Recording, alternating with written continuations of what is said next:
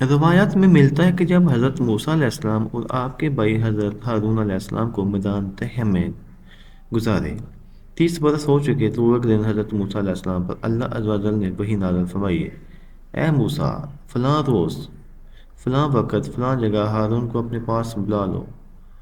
وحی کے نزول کے بعد حضرت موسیٰ علیہ السلام اس دن کا انتظار کرنے لگے۔ جب مقررہ دن آن پہنچا تو آپ نے اپنے بھائی ہارون کو فرمایا، چلیں اس میدان سے فلاں جگہ کی طرف چلتے ہیں۔ پاس سے دونوں حضرت نکلے اور ایک میدان کی طرف چل دیے۔ وہاں پہنچے تو دیکھا ایک باغ ہے جس کے نیچے نہر رواں ہے اور اس کے کنارے پر ایک پرتکلف تخت لگا ہوا ہے۔ حضرت ہارون کو یہ منظر بہت لگا اور آپ آگے بڑھ کر اس درخت پر بیٹھ گئے۔ حضرت موسیٰ سے کہنے لگے، ہمیں یہاں رہنا چاہیے، یہ کیا ہی خوب جگہ ہے۔ آپ نے یوں فرمایا ہی تھا کہ اسی وقت اللہ رب العالمین کی طرف سے حضرت ملک الموت کو حکم ہوا اور انہوں نے حضرت ہارون علیہ السلام کی روح قبض کر لی۔ کہا جاتا ہے کہ جس تخت پر حضرت ہارون علیہ السلام لیٹے تھے، آپ کی وفات کے بعد آپ کو اس تخت سمیت یا تو آسمانوں پر اٹھا لیا گیا تھا یا وہ تخت زمین کے اندر غائب ہو گیا تھا۔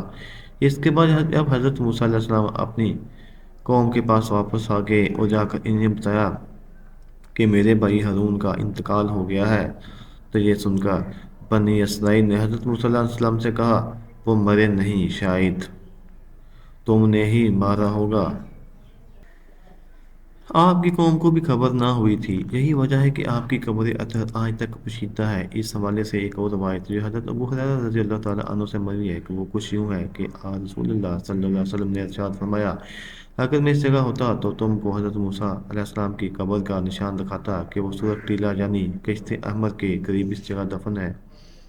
ضیاء مقدسی کہتے ہیں کہ ارہا میں سورۃ ٹیلے کے قریب ایک قبر ہے جس کو حضرت موسیٰ علیہ السلام کی قبر بتایا جاتا ہے۔